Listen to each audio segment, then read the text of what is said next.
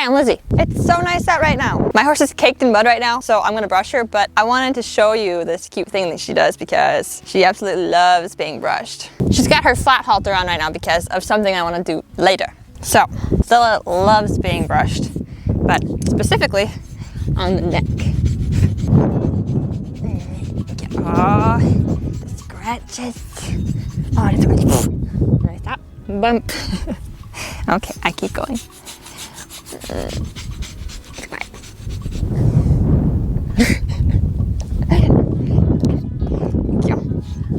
I keep going. This is really nice.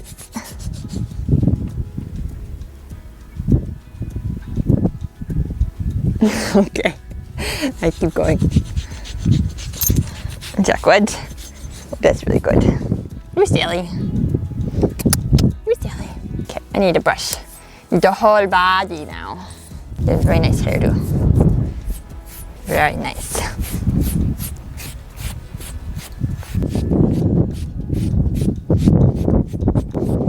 So dirty. Holy smoke. Somebody was rolling.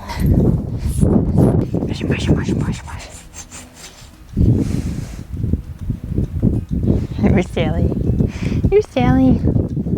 Okay, so the reason I have my flat halter on Stella right now is because, well, so I have a video showing how I tie my lead rope into reins, and I always do it with my rope halter. And I've had a lot of comments asking how they would do it because they don't have a rope halter, so they want to see how they would do it with a regular flat halter. So I'm going to demonstrate it, but I highly suggest, recommend you get a rope halter because, in my opinion, a flat halter is only good for leading a horse from point A to point B, or for trailering, traveling, tying. So if you plan to do a lot of riding in a halter or training in a halter, or if you have a horse, basically I would recommend you have a rope halter because, well, so the reason is because a flat halter has a much wider pressure point area, I guess.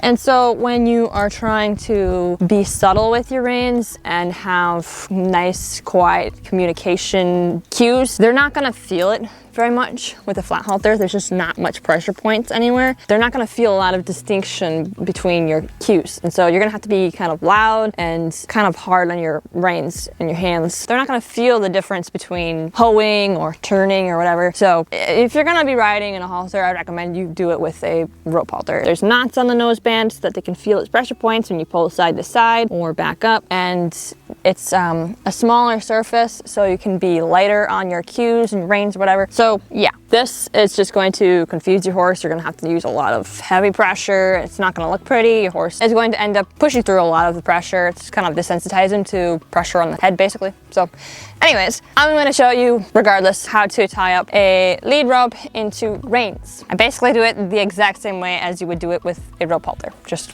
with a flat halter. So when I go to tie my lead rope into reins, I like to stand on the horse's left side, and I'm going to throw it over their neck. So I'm gonna have about this much hanging down.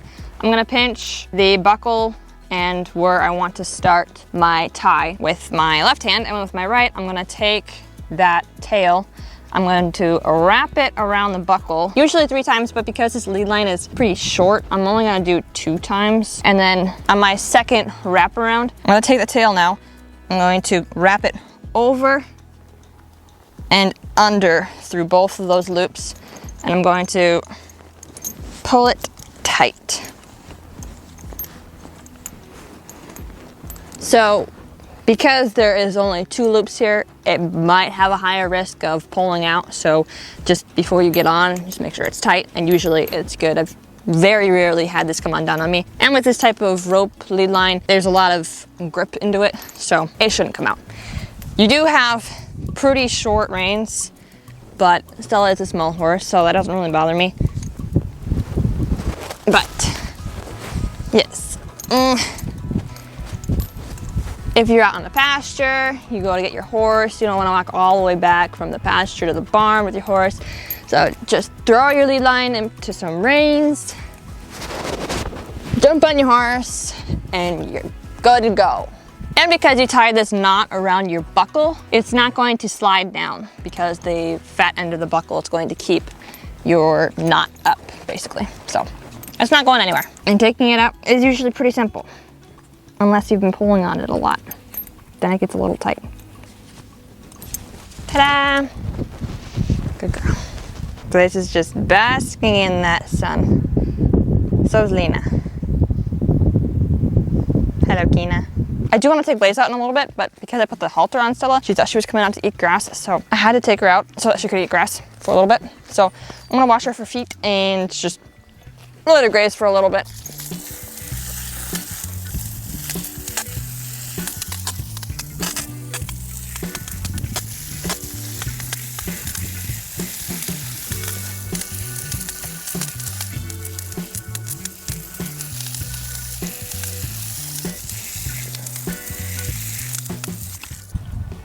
I figured while I let Stella graze, I'm gonna feed the birds because my dad just brought home some bird seed.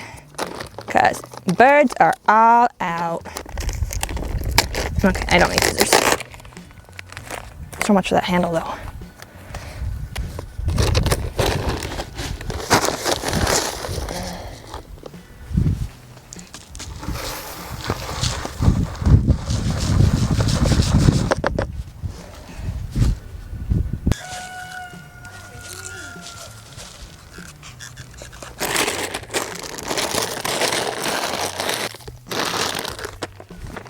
One of my favorite things to do this time of year is to just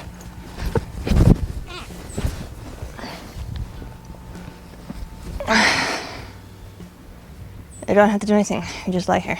You soak up the sun. You let them graze. It's wonderful. I don't know where we're going. I feel like I'm falling off. Ugh. It's not that comfortable, but you know, it works. So I got Blaze now, as you can see, and I already brushed her and hosed her feet off, and I did a little groundwork with her, and I took her for a walk, and I'm about to let her graze while I sit on her for the first time this year. But I felt inspired to measure her, because I don't think we've ever measured her, and we've always just assumed that she was like 14.2 or something. So I'm curious to measure her and get a closer estimate to what she actually is. And she still looks really mangy after all of my hard work because she's a curly, and curlies do not shed pretty. I have this janky tape that is very difficult to work with, especially when it's windy. Okay, I'm gonna put this on the ground. Place toe here. Where? This line? I'm putting my foot right here. I'm trying to get closer to her. About right there. Gotta run this straight up. Got my stick. Try to get straight. And I guess 14.2 was a pretty close estimate. Good. Oh. A little far away now. Get a little bit closer. You know what? I think she's closer to 14. I should really be using a level. In between 14.2 and 14.3, I'd say. Well, now that we cleared that up, I need you to keep your head up. I'm gonna time up myself some reins.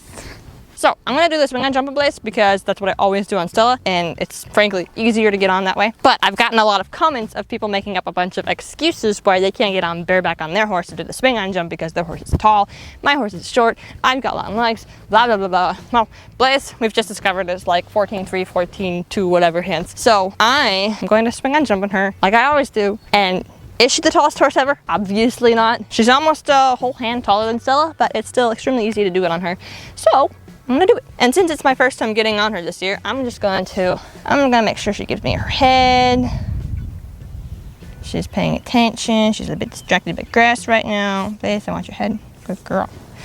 I'm gonna jump up and down. She seems pretty chill.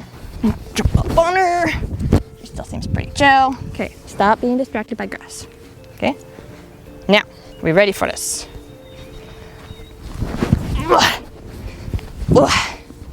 So easy. Good girl. It's almost easier on Blaze than it is on Stella because she's got more of a wither spine. First ride of the year. Ain't too bad. A little more eventful than I would like. You know, all this spring fever coming out. I'm not crazy about it. I prefer my rides to be a little bit more chill. But, you know, I'll take what I can get. She's still learning. For those that can't read between the lines, it's sarcasm. You do the right groundwork, create the right foundation, and you're gonna build a strong structure.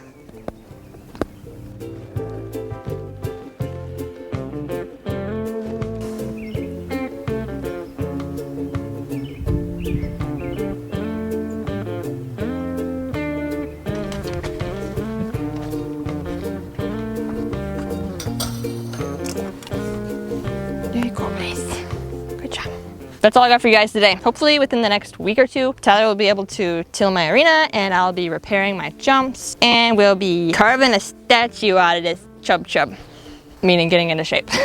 I'm super looking forward to riding again and doing barrels and jumping and pole bending and all kinds of fun stuff.